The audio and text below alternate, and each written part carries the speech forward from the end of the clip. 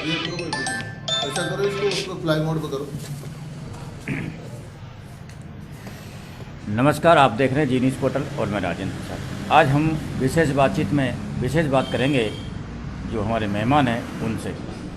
तो मैं आपको जानकारी के लिए बता दूं कि हमारे बीच में है रामअवतार मीणा, प्रदेश मंत्री भाजपा किसान मोर्चा, जो आपके सामने बैठे हुए हैं। डॉक्टर रामचरण बोहरा, मंडल अध्यक्ष भाजपा बामनवास, जो हमारे साथ बैठे हुए हैं। और उपाध्यक्ष हुकम सिंह गुजर हमारे साथ बैठे हुए हैं, उनसे भी हम बात करेंगे। आज जो क्षेत्र की कई सारी जो गंभीर परेशानियां हैं, गंभीर समस्या हैं, उन पर हम बात करेंगे। और उन समस्याओं से लोग जूझ रहे हैं, लोगों का निस्तारण नहीं हो पा रहा। तो ये आखिरकार वजह क्या है, कारण क्या है, तो आज कई सारी बातों पे हम बात करने वाले हैं। तो सीधा हम आपको रुक करवाते हैं मेहमानों से। तो सबसे पहले रामअवतार जी, जी न्यूज़ पोर्टल पे आपका बहुत बहुत स्वागत है। और हम आज एक एक पॉइंट पे आराम से बात करेंगे कि जनता है प्रदेश की, वो कई सारी जो समस्या हैं उनसे ग्रसित है। सबसे पहले आज दिल दहलाने वाली बात है कि बाढ़ मोहनपुर में एक गरीब परिवार है जिसके जमीन की अगर बात करूं तो नाम मात्र जमीन है। 80-90 जो बकरियां थी, भेड़ें थी, 3 भैंसें थी, वो बिजली के जो तार है स्पार्किंग के कारण छान में आग लगने से वो जलकर मर गई। लेकिन जो बिजली विभाग के कर्मचारी है आज भी उन चीज़ों को मारने से मना कर रहे हैं कि हमारी कोई गलती नहीं। तो इस पर आपका क्या कहना है? देखिए, पहले तो विभाग के अधिकारी जो ये बात कर रहे हैं वो सरासर गलत है। पूरी रेस्पॉन्सिबिलिटी विद्युत विभाग की है। उन्हीं की लापरवाही के कारण ये घटना घटित हुई है। आज हम भारतीय जनता पार्टी के वरिष्ठ कार्यकर्ताओं की टीम भी मौके पर पहुंची है। हमने भी उसका मौके वारदात का निरीक्षण किया है और उसमें ये तथ्य उभर कर आया है कि विभाग की घोर लापरवाही के कारण ये घटना घटित हुई है, जिसके बारे में कई बार गांव वालों ने उनको अवगत करवा दिया, उनको बता दिया। विद्यालय के एचएम ने भी लिख करके दे दिया कि ऐसी जो है विद्युत की लाइनें यहाँ पर लगी हुई है जिनसे कभी भी हादसा घटित हो सकता है, लेकिन विभाग ने ध्यान नहीं दिया। और ऐसे ध्यान नहीं देने के कारण ही ये इतना बड़ा हादसा हुआ, जो अब तक का दिल दहलाने वाला बामनवास तहसील का सबसे बड़ा ये हादसा है। इसकी पूर्ण जिम्मेदारी मैं तो विद्युत विभाग की ही मानता हूँ, उसकी लापरवाही मानता हूँ। प्रशासन की अगर हमने देखे, वहाँ देखा जी न्यूज़ पोर्टल के माध्यम से हमने भी दिखाया, तार ऊपर नीचे से जा रहे हैं, कई तारों में कट भी है। प्रशासन के जो वहाँ लोग कहते हैं कि प्रशासन को हमने अवगत कराया, उसके बाद भी समस्या का समाधान नहीं हुआ। तो आखिरकार प्रदेश में ऐसा होता क्यों है कि जो जनता है परेशानी का सामना कर रही है और उस परेशानी का सामना करते हुए जब प्रशासन को अवगत कराती है तो उनका समाधान नहीं हो पा रहा? आखिर क्यों है, क्या वजह है सर? ये देखो, मॉनिटरिंग का अभाव है।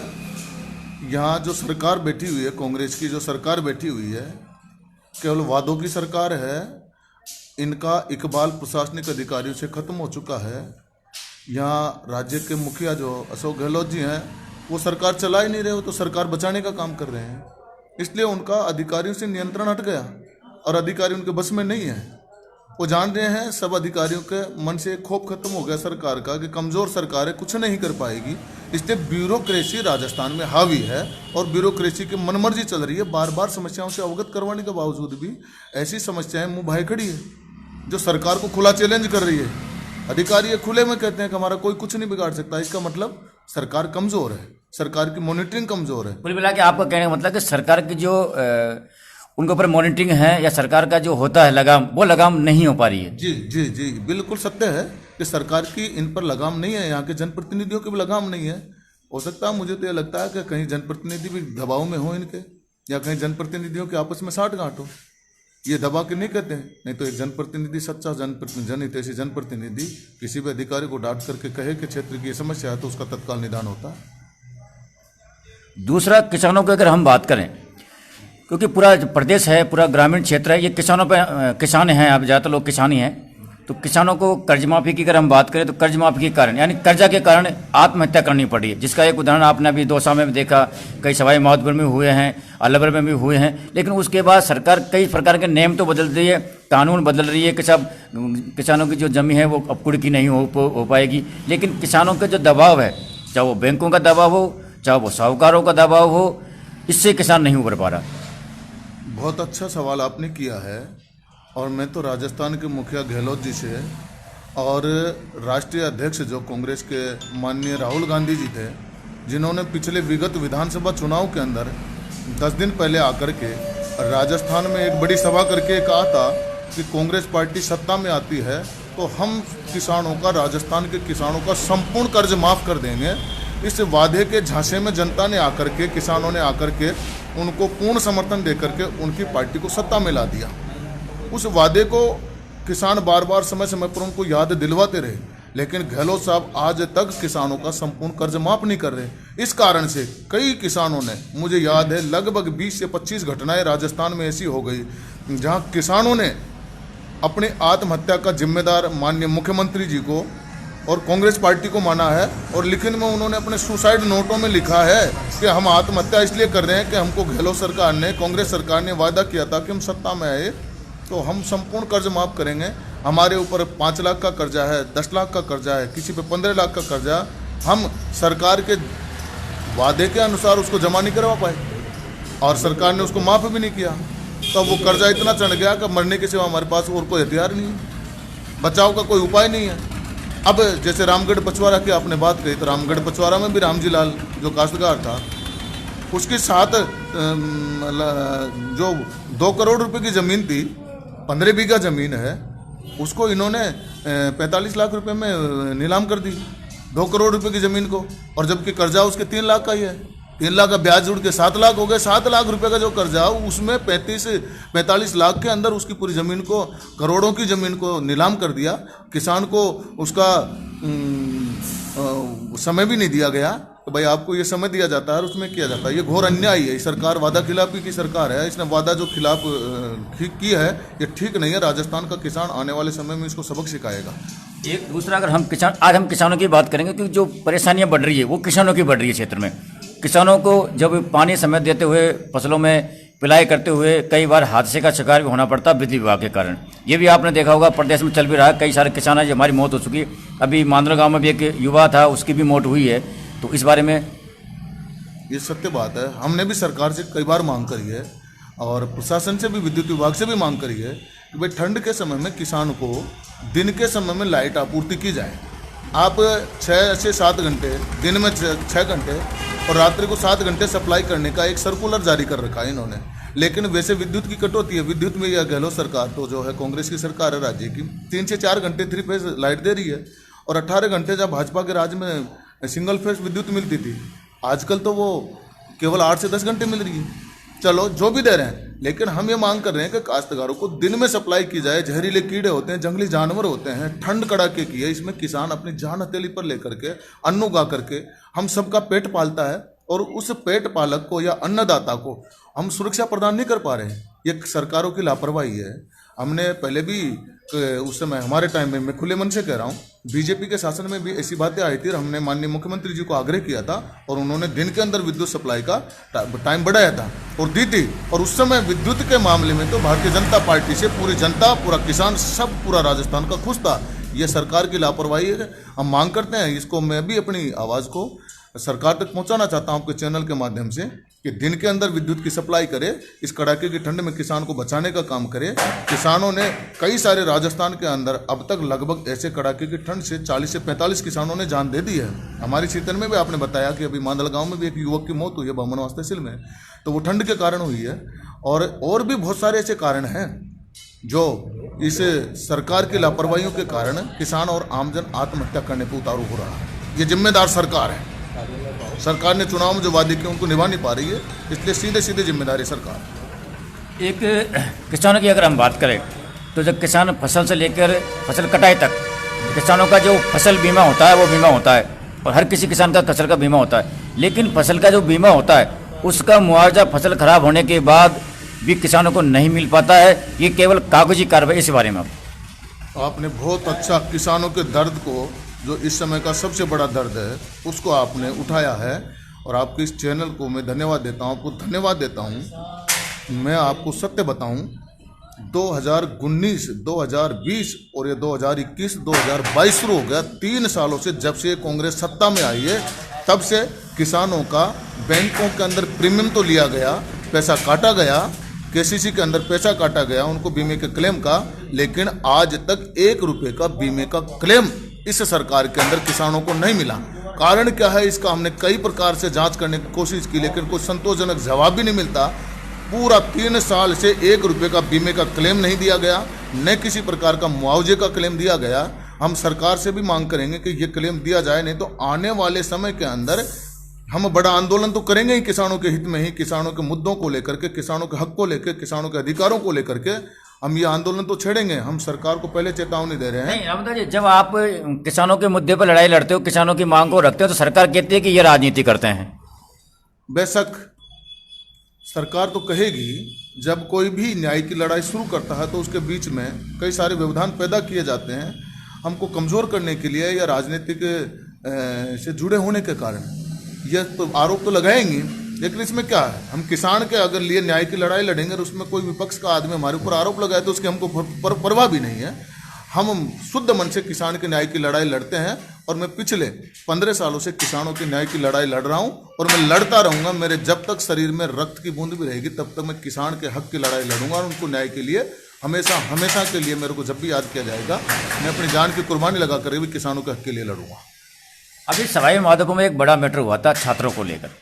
छात्रों से जो कॉलेज हैं, प्राइवेट कॉलेज हैं, प्राइवेट संस्थाएं हैं, वो मनमानी फीस वसूल कर रहे हैं और उसका धरना प्रदर्शन छात्रों ने कलेक्टर सवाई माधोपुर के सामने दोबारा धरना प्रदर्शन किया था। लेकिन उन्हीं के खिलाफ FIR दर्ज कर दी गई, उनको जेल में बंद कर दिया गया, लेकिन आज तक उस मैटर में सरकार ने कोई अपना बयान नहीं दिया। इस पर आपका क्या कहना? ये बहुत बड़ा इश्यू है। एक निजी शिक्षण संस्थान द्वारा किसानों से मनमानी फीस वसूली जा रही है और उसके बदले में उनको जो सुविधाएं वो नहीं दी जा रही है। छात्रों ने इसका विरोध किया, हमारी पार्टी के लोगों ने भी कलेक्टर साहब को इससे अवगत करवाया। कलेक्टर साहब ने उसकी जांच करके और छात्रों को न्याय दिलाने की बात की गई थी, लेकिन वो फाइल वापस दबा दी गई। मुझे लगता है कि किसी बड़े राजनीतिक अप्रोच के कारण या किसी प्रभावशाली व्यक्ति से स्कूल कॉलेज संचालक की साठगांठ होने की वजह से कलेक्टर साहब भी कुछ नहीं कर पा रहे हैं। हम तो इसके लिए ये मांग करेंगे दोबारा से कि या तो समय रहते इस मामले का निस्तारण कर दिया जाए, नहीं तो मजबूरन हमको छात्रों के साथ में भी आंदोलन करना पड़ेगा। छात्र और किसान मिलकर के अपने हक के अधिकार की लड़ाई शुरू करेंगे और उसमें हम पूरी ताकत में उनके साथ में खड़े रहेंगे। ये मैं आपको विश्वास क्षेत्र में गैंगवार के माध्यम से, चाहे सोशल मीडिया के माध्यम से देख लीजिए, कई सारे ऐसे कमेंट आ रहे हैं, कई सारे ऐसे ऑडियो वीडियो आ रही है, उसके बाद भी प्रशासन इनका वो ध्यान नहीं है। और जब फायरिंग की स्थिति आ जाती है, एक गरीब को के साथ में ट्रेजरी हो जाती है, जब प्रशासन भागता है तो पहले अगर प्रशासन भागे तो हो सकता है कि ये गैंगवार है, ऐसे युवाओं इस ढलान की ओर जा रहे हैं, उनको रोका जा सकता है। इस बारे में आपका क्या कहना? ये तो बहुत अच्छा सवाल है। यह सत्य है, अंधेरी नगरी चौपट राजा। राजस्थान के अंदर कानून व्यवस्था ने, अब मैं सवाई माधोपुर या बामनवास तहसील, बौली तहसील की बात नहीं करूंगा, पूरे राजस्थान के अंदर आज अपराध टॉप नंबर पर है। न महिला सुरक्षित है, न बच्चियां सुरक्षित है, न कॉलेजों के अंदर, न चिकित्सालयों के अंदर, न शिक्षण संस्थाओं के अंदर, न कार्यालयों के अंदर हमारी मातृशक्ति कहीं पर भी सुरक्षित नहीं है। गैंगवार की घटनाएं जितने इन 3 सालों के अंदर बामनवास सहित सवाई माधोपुर जिला, करौली जिला, टोंक जिला, धौलपुर, भरतपुर, अलवर और पूरा राजस्थान में जितनी गैंगवार की घटनाएं हुई है, थानों के अंदर थानेदार सुरक्षित नहीं है, थाने के अंदर महिलाएं सुरक्षित नहीं है, थाने के अंदर उनके कर्मचारी सुरक्षित नहीं है, कानून व्यवस्था तो चौपट हो गई है। राज्य का मुखिया माननीय अशोक गहलोत जी खुद मुख्यमंत्री है, गृह मंत्री है, उसके बावजूद कानून व्यवस्था संभालने में फेलियर है। और पूरी तरीके से ये कांग्रेस सरकार कानून व्यवस्था में तो फेलियर साबित हुई है। मैं तो नैतिकता के आधार पर कहता हूं कि अगर नैतिकता बची है तो माननीय मुख्यमंत्री जी को गृह मंत्री के पद से तत्काल इस्तीफा दे देना चाहिए। अगर कानून व्यवस्था को संभालने में ये विफल रहे हैं, उसके बार बार हम ये आवाज़ भी उठाते रहे हैं, लेकिन उसके बावजूद भी अशोक गहलोत जी ने आंखों पर पट्टी बांध रखी कि राजस्थान में जो कुछ घटित हो रहा है मुझे दिखाई नहीं दे रहा, मुझे ये लग रहा है कि राजस्थान में शांति है, जबकि राजस्थान अपराध के मामले में पूरे देश के अंदर टॉप नंबर पर आ चुका है। यह बड़ा ही शोचनीय विषय है और इसको भारतीय जनता पार्टी बड़ा इशू बनाना चाह रही है, बड़ा मुद्दा बनेगा और ये कांग्रेस सरकार को जड़ से उखाड़ फेंकने का एकमात्र मुद्दा रहेगा। पुलिस प्रशासन की हम बात करें तो पुलिस प्रशासन के ऊपर हमले कई बार हुए हैं, चाहे वो वर्दी माफियाओं को लेकर देख लो, टोली वाले कभी थाने में से टोली निकल के ले जाते हैं, कभी पुलिस पर फायरिंग हो जाती है, लेकिन तो कड़ी कार्रवाई नहीं होती। अगर कड़ी कार्रवाई हो जाए, हो सकता है तो ये रुक भी सकता है। नहीं रुक सकता, क्योंकि पुलिस खुद अपराधियों से मिली हुई है। यहाँ तो कांग्रेस का जनप्रतिनिधि और पुलिस के अधिकारी और ये अपराध जगत में जो अपराध को अंजाम देते हैं, ऐसे लोग आपस में मिले हुए हैं, इनकी मित्रता है और ये बिजनेस करते हैं, आपस में मिल करके सौदा करते हैं। और जब इनकी पटरी बैठती है तो खौफ तो इनके मन से पुलिस का खत्म हो गया और ये पुलिस पर हमला करने लग गए। पुलिस के थानेदारों को उसके अंदर भरतपुर अलवर में घुस के थानों में अंदर पीटा है। जो डकैत थे उनको पुलिस थानों से छुड़ा के लेकर गए हैं। और ऐसी कई सारी घटनाएं इधर पश्चिम राजस्थान में हो रही है, जहाँ थानों के अंदर बंद कैदियों को बंदूक की नोक पर थानेदार से छुड़ा करके ले जाते हैं, जेल में बंद अपराधियों को छुड़ा करके लेके जा रहे हैं। कानून व्यवस्था तो चौपट हो गई राजस्थान में, कानून नाम का तो कोई चीज़ नजर ही नहीं आ रही है। ग्राम पंचायतों की हम बात करें तो ग्राम पंचायतों में मूलभूत सुविधा, सबसे दो पहले सुविधा है तो सड़क और एक पानी। आज गर्मी के समय आने वाला है और गर्मी के समय आने से पहले ही आज पानी की समस्या है, रोडों पर निकलने की जो समस्या है, ये समस्याओं से निजात मिलने की जो लोग सोचते हैं, क्या मिल पाएगी? पानी की समस्या बामनवास तहसील में बड़ी विकट समस्या है। बामनवास तहसील के लगभग 20-22 गांव ऐसे हैं जो पेयजल के संकट से बरसों से जूझ रहे हैं। इसमें प्रशासन की भी लापरवाही, सरकारों की लापरवाही रही है और इसमें कुछ नहीं कर पाए। बामनवास उपखंड मुख्यालय सहित 28 क्षेत्र के ऐसे बहुत सारे गांव हैं जहां पर पीने का पानी तक लोगों को नसीब नहीं हुआ। ये बड़ी दुर्भाग्यपूर्ण स्थिति है कि आज़ादी के बाद भी आज लोगों को शुद्ध जल पीने को नहीं मिल पा रहा। फ्लोराइड युक्त कई गाँवों के अंदर ऐसा जल है जिसको पीने से कई बीमारियाँ पैदा हो रही है। मंडरायल लिफ्ट परियोजना थी पेयजल की, वो आज अधर में झूली पड़ी हुई है। ऐसे झांसे पट्टे तो ये कांग्रेस सरकार बहुत सारे दे रही है कि हम वहाँ से बीसलपुर से पानी लाएंगे और जगह से पानी लाएंगे, लेकिन एक कदम भी आज ये सरकार नहीं चल पाई है। जनप्रतिनिधि भी केवल वादे करके अपना टाइम पास कर रहे हैं। जनता को यथार्थ में पेयजल से मुक्ति दिलाने की ऐसी कोई योजना नहीं है। भारत सरकार की जरूरी एक योजना आई है जल जीवन मिशन, जिसके तहत कुछ आसबंदी है कि लोगों को मीठा पानी वहाँ मिलेगा, घर घर नल का कनेक्शन होगा। धन्यवाद देते हैं माननीय प्रधानमंत्री जी को, जिन्होंने यह स्कीम ला करके अब गांव-गांव ढाणी तक मीठा पानी पहुंचाने की एक योजना तय की। रामता जी, मैं एक मिनट रोकूंगा आपको। जल जीवन मिशन की जो योजना है, अभी जनता को यही पता नहीं है कि जल जीवन मिशन की योजना कांग्रेस सरकार की है या बीजेपी सरकार की है। ये तो सारी दुनिया जानती है, ये तो भारत सरकार की योजना है। इसमें सारा पैसा भारत सरकार का। कांग्रेस सरकार के जनप्रतिनिधि मान लो, कांग्रेस सरकार के मंत्री ले लो, अशोक गहलोत जी ले लो, ये तो केवल फीता काट के उद्घाटन कर रहे हैं। ये तो डाका डाल रहे हैं। ये तो योजना ही भारत सरकार की है।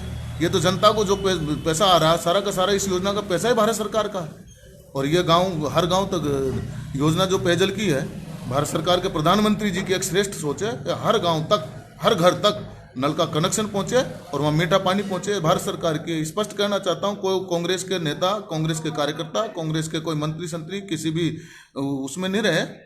यह योजना भारत सरकार की है और इसका श्रेय भारत सरकार को ही मिलेगा। आवारा गायों के कारण, गोवंश के कारण किसानों को काफ़ी सारी परेशानी का सामना करना पड़ता है। हालांकि किसान अपनी फसल को बचाने के लिए तारबंदी भी करते हैं, मेड़बंदी भी करते हैं, रात को वहाँ सोते भी हैं, जो भी उनसे प्रयास बनता है वो करते हैं, लेकिन इनका आज तक कोई सही उपाय नहीं निकल पाया है, सही निर्णय नहीं निकल पाया कि इनको जो किसान है। देखिए, कांग्रेस सरकार एक बहुत भ्रष्टाचार, एक स्कैम कर रही है और इतना बड़ा है कि गौ मंत्रालय बना और गौ मंत्रालय में स्टैंप ड्यूटी पर 2.5% पैसा लिया जा रहा है, हर स्टैंप ड्यूटी पर। कि हम गौशालाएँ खोलेंगे ग्राम पंचायत लेवल पर और गोवंश का जो ऐसा ही गोवंश है उसके निस्तारण के लिए उनको गौशालाओं में बंद रखेंगे, चारे पानी की समुचित व्यवस्था करेंगे और उनको उसमें रख करके जो सड़कों पर हादसे हो रहे हैं, दुर्घटनाएं हो रही हैं, उनको कम करेंगे। लेकिन ये दुर्भाग्यपूर्ण स्थिति है। लगभग मुझे आंकड़े सारे एकदम याद नहीं है, लेकिन मैं जहाँ तक मानता हूँ 8,000 करोड़ रुपए के करीब राजस्थान की सरकार ने स्टैंप ड्यूटी से इकट्ठा किया, लेकिन 1 रुपया गौशाला जो चल रही है उनको नहीं दिया। न कोई नई गौशाला खोली है और न ऐसा ही गायों का कहीं निस्तारण किया गया है, उनको वहाँ पर रखा गया है, जो आए दिन हमारे किसानों के लिए बड़ी चुनौती भी है। हमारी फसलों को बर्बाद कर रहे हैं, किसानों का जीना मुश्किल हो रहा है। कड़ाके की ठंड में 24 घंटे उसको खेत में खड़ा रहना पड़ता है, ऐसी स्थिति हो गई। उसके बावजूद तारबंदी की योजना भी इन्होंने सही तरीके से लागू नहीं की, इसलिए किसान आज आवारा पशुओं से बहुत परेशान है। और ये सरकार वादे जरूर करती है। कोई भी प्रभारी मंत्री आएगा, प्रभारी सेक्रेटरी आएगा तो कहेगा कि ये गवर्नमेंट की योजना है, हमारा ग्राम पंचायत को गौशाला खोलने की योजना बना रहे हैं, लेकिन ऐसी कहीं पर भी योजना नहीं बनी। बामनवास के अंदर बहुत यहाँ की जनप्रतिनिधि ने, यहाँ की एमएलए ने रिटर्न में दिया था कि मैं एमएलए बनते ही सबसे पहले बामनवास में और बौनी में गौशाला खोलूंगा, लेकिन आज तक भी 3 साल गुजर गए, एक जगह पर भी गौशाला का संचालन प्रारंभ नहीं हुआ। झूठ है, और इस झूठ के खिलाफ अब हम भी कमर कस के तैयार हो गए। हम पूरी तरीके से लड़ेंगे, उन्होंने जो वादे किए उनको पूरा करवाने के लिए, और नहीं तो इनको बेनकाब करके आने वाले समय के अंदर इसे जनता के माध्यम से मुंह तोड़ जवाब दिलवाएंगे। भारतीय जनता पार्टी का भी कार्यकर्ता कमर कस के तैयार हो गया कि कांग्रेस के झूठे वादों के खिलाफ इनको बेनकाब करके हुए सड़क पर लाएं। चोरी होती है, प्रशासन कार्रवाई करता है, पुलिस कार्रवाई करता है, और कई बार ऐसे होता है उनको पकड़ भी लेते हैं, लेकिन पकड़ने के बाद खुलासे नहीं हो पाते हैं।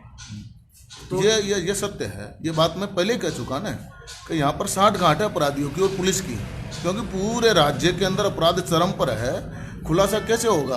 पुलिस तो उनसे मिली हुई है, वो पुलिस को हफ्ता देते हैं, यहाँ के नेता भी हफ्ता लेते हैं। मुझे ऐसा पता है कि सवाई माधोपुर से लेके जहाँ पर भी मैं मानता हूँ सवाई माधोपुर जिले के सब प्रतिनिधि इनको संरक्षण दे रहे हैं।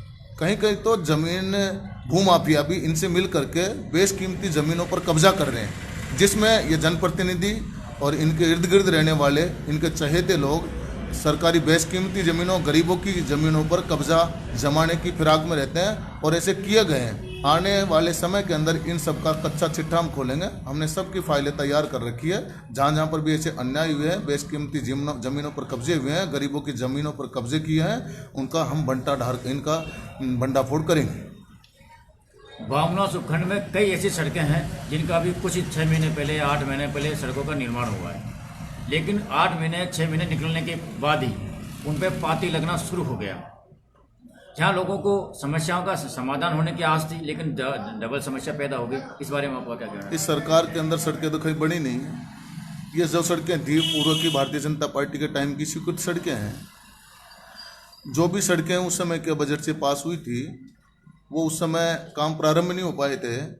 इन्होंने किए हैं तो केवल और केवल बड़ा भारी कमीशन तो यहाँ के जो ठेकेदार हैं उनसे लिया जा रहा है। अब वो प्रशासनिक अधिकारी लेते हैं, संबंधित विभाग के कर्मचारी ले रहे हैं। आधा पैसा तो 50% पैसा तो कमीशन खोरी में ही जा रहा है।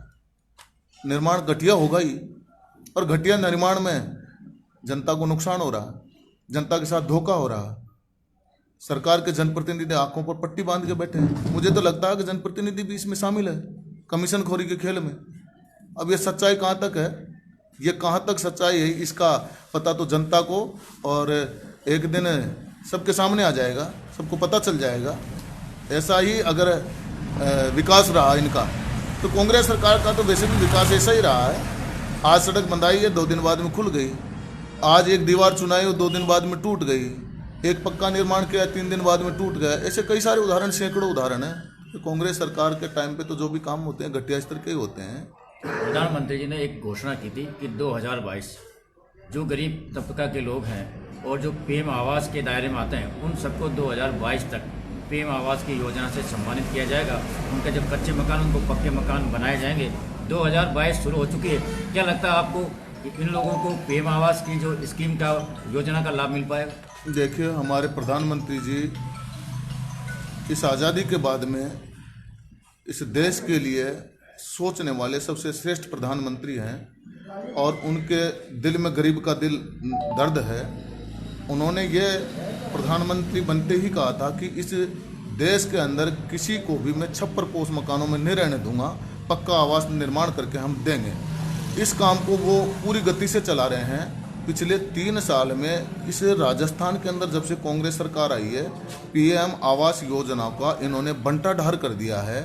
जिन लोगों के इस पीएम आवास में नाम थे, इसको कछुआ चाल से चलाना शुरू कर दिया है। तो ये जानते हैं कि ये तो भारत सरकार की योजना है, और जिसको पक्का मकान मिल गया वो तो पक्का भारतीय जनता पार्टी का वोट हो गया। कांग्रेस सरकार हर विकास को, केंद्र सरकार के हर विकास को वोट से तोल कर देखती है। किसान सम्मान निधि को भी ले लो, चाहे पीएम आवास को ले लो, चाहे जल जीवन मिशन को ले लो, चाहे और भी जो योजनाएं चल रही है भारत सरकार की, ई श्रम योजना ले लो, या जो भी किसानों से संबंधित या और दूसरी जो है विभागों से संबंधित योजनाएं हैं, उनकी गति को इतना धीमा कर दिया है कि प्रॉपर लोगों को लाभ ही नहीं मिल पा रहा। ताकि अगर लाभ मिलेगा तो वो लाभ लेने वाला कहेगा कि तो मोदी जी की योजना है, उसका लाभ हमको मिला। तो सरकार कांग्रेस की चाहती नहीं है राजस्थान की कि यहाँ की जनता को लाभ मिले। लाभ मिलेगा तो गीत भाई भारतीय जनता पार्टी का गाएगा, नरेंद्र मोदी जी के गाएगा।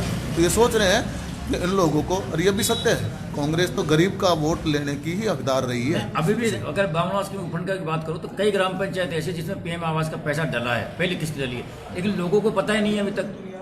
या तो जानकारी का अभाव है या उनको जानकारी देना नहीं चाहते लोग।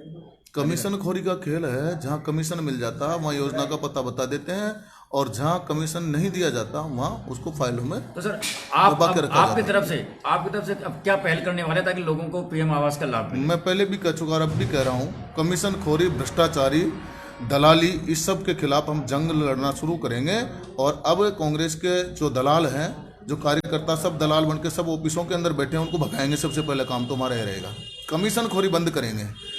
जो भी अधिकारी कमीशन लेगा, हम या तो राजी राजी मान जाते हैं, नहीं तो उनको मनाना भी जानते हैं। भ्रष्टाचार में जो भी लिप्त हमको पा गया, हम सरे आम उसको बेनकाब करेंगे, भ्रष्टाचार की कलई खोलेंगे। जो लोग इसमें लिप्त रहेंगे उनको नंगा करके सड़क पे निकालेंगे। चलो, बहुत बहुत धन्यवाद आपको जुड़ने के लिए। तो बोरा जी, काफ़ी कुछ आपने भी सुना, बहुत सारे हमने विशेष बातों पर बात की है और हम करते रहेंगे लगातार, क्योंकि जनता, हम भी चाहते हैं कि जनता का भला हो, चाहे वो कांग्रेस सरकार करे चाहे वो बीजेपी सरकार करे, लेकिन जनता को उनके जो फायदा है, जो उनकी जो योजना है सरकार, उन योजनाओं का लाभ मिल सके। तो आपका क्या कुछ कहना है? सबसे पहले तो मैं आपके जी न्यूज़ पोर्टल को धन्यवाद देना चाहूँगा। आप लोग जनता के बीच में जाते हैं, जनता के मुद्दों को निकाल के लाते हैं और प्रशासन तक पहुँचाते हैं। हमको भी उससे काफ़ी कुछ सहयोग मिलता है, इसलिए आपको बहुत बहुत धन्यवाद देंगे।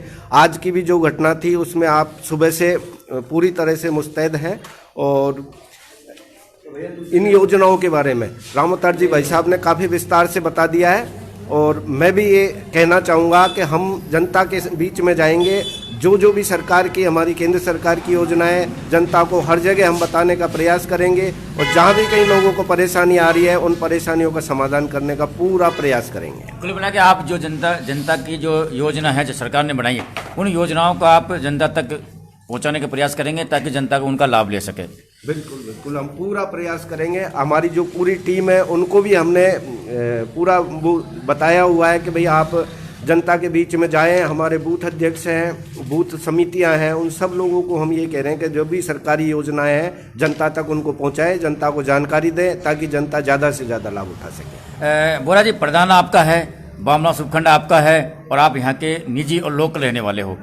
ग्रामीण क्षेत्र में आज भी जो रोजगार को लेके लोग परेशान हैं, और जो मनरेगा का जो कार्य चल रहा है वो बहुत धीमी गति से चल रहा है, यूँ कहूँ कि वो चल ही नहीं रहा, और कहीं चलता है तो कागजों में चलता है या जेसीबी के माध्यम से कार्य को करवा लेते हैं। हमने कई जगह काम रुकवाया भी, प्रधान जी से भी, हमारी राजेंद्र जिनके पिता है उनसे हमारी बात हुई। तो इस बारे में आपका क्या कहना है? इस बारे में मैं यही कहना चाहूँगा कि कांग्रेस की जो सरकार है राजस्थान में, वो कहीं ना कहीं इस तरीके की अड़चन पैदा करती रहती है कि काम ना हो। जहाँ भी कहीं ऐसे काम होते हैं उनको कई बार तो कमीशन नहीं मिलने पर जीरो इंस्टॉल कर दी जाती है। इस तरीके से लोगों को परेशान किया जाता है। ये भ्रष्टाचार का ही एक वो मान के चलेंगे कि काम नहीं हो पा रहा है, बाकी ऐसी कोई बात नहीं है। काम खूब है मनरेगा में, लेकिन भ्रष्टाचार चरम पर है। एक जो ग्रामीण क्षेत्रों में कई सारी चीज़ें हमने देखी है, और हम चाहेंगे कि आप उन चीज़ों को देखें, या सरकार कोई सी हो, चाहे कांग्रेस हो, चाहे बीजेपी, उनको देखे कि गांव में जो सड़कें बन रही है, जो ऐसी मिट्टियों से बन रही है, क्योंकि बजरी सरकार ने बंद कर रखी है। हालांकि हाईकोर्ट ने उसको खोल दिया, लेकिन वो बजरी मिल नहीं रही है, तो रेते से वो बन रही है, तो कितना चलेगी। और इनसे काफ़ी सारा नुकसान भी है, क्योंकि कई कठिनाइयों से तो सड़क बनती है गाँव में, लेकिन आज वो इन चीज़ों से बन रही, तो उस पर आप क्या कहना चाहोगे? इसमें मैं तो यही कहना चाहूँगा, सरकार को अपनी नैतिकता के आधार पर अपने कर्मचारियों को भी थोड़ा कंट्रोल में रख के अच्छे काम करवाने चाहिए, ताकि जनता ने उन पर जो विश्वास जताया है वो बना रहे। बाकी अगर इसी तरीके से सरकार काम करती रही तो जनता आने वाले समय में किसी भी कीमत पे तो सरकार को बख्शेगी नहीं, और आने वाले समय पे इस कांग्रेस सरकार को जनता बहुत अच्छी तरह से धूल चटाएगी।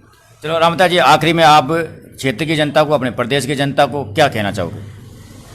मैं पूरे राजस्थान की जनता को, जवानों को, छात्रों को, किसानों को, आम जनता को, सभी को ये कहना चाहूँगा कि ये कांग्रेस की सरकार है और इस कांग्रेस की सरकार के राज के अंदर आप लोग जो देख रहे हो भय, भ्रष्टाचार मुक्त शासन, अगर इससे मुक्ति आपको पानी है तो आप भारतीय जनता पार्टी के साथ में खड़े हो जाएं।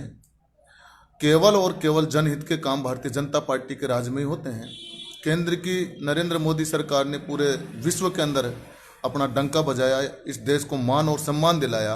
अगर मान और सम्मान दिलाने का काम करेगी तो भारतीय जनता पार्टी की सरकार राजस्थान में करेगी। मैं जनता से अपील करूंगा कि इस कांग्रेस के भ्रष्ट कुशासन को उखाड़ फेंकने के लिए आप सब लोग हमारे साथ जुड़ें और हमारे साथ जुड़ करके इस कांग्रेस सरकार को राजस्थान से स्थायी रूप से परमानेंट विदा कर दें। बोला जी, आज एक पर्व है, चौथ माता का मेला है और लोग कई, सरकार ने हालांकि मेला को निरस्त कर दिया गया, फिर भी लोग जा रहे हैं। कोरोना का समय चल रहा है, वैक्सीन लोगों को लगानी चाहिए। इस बारे में आपका इनको क्या संदेश देना चाहोगे ताकि ये वैक्सीन लगवाएं, ये और मेला में जो जा रहे हैं वो रुकें, क्योंकि ये जो बीमारी है इसको हम कमज़ोर ना समझे। तो इस बारे में आपको क्या कहना चाहोगे अपने दर्शकों को? मैं आपके चैनल के माध्यम से लोगों को यही कहना चाहूँगा, बीमारी को हल्के में नहीं लें। लोग अपना टीकाकरण भी करवाएं, जो सरकार की योजना है उसका लाभ लें, और मेले में भी अगर सरकार ने इस तरीके से पाबंदी लगाई है तो नहीं जाए, अपनी सुरक्षा खुद समझें और लोगों को इस कोरोना की जो गाइडलाइन है उसका पूरा पालन करना चाहिए और उसी हिसाब से रहना चाहिए। तो आप देख रहे थे जी न्यूज़ पोर्टल पर खास मेहमानों से खास बातचीत, और हम इसी प्रकार से आपकी बात करवाते रहेंगे। और हम तो यही चाहेंगे कि आपकी जो समस्या है, आपकी जो परेशानी है वो कम हो, उनका निस्तारण हो। आप बने रहिए जी न्यूज़ पोर्टल पर और हम आपको फिर करवाते रहेंगे ऐसे ही मेहमानों से बातचीत। जब तक के लिए नमस्कार, जय हिंद, जय भारत। वो आएंगे उधर से, आ रहे हैं उधर से कोई लोग, आप आए वहीं से? नहीं, वहीं से।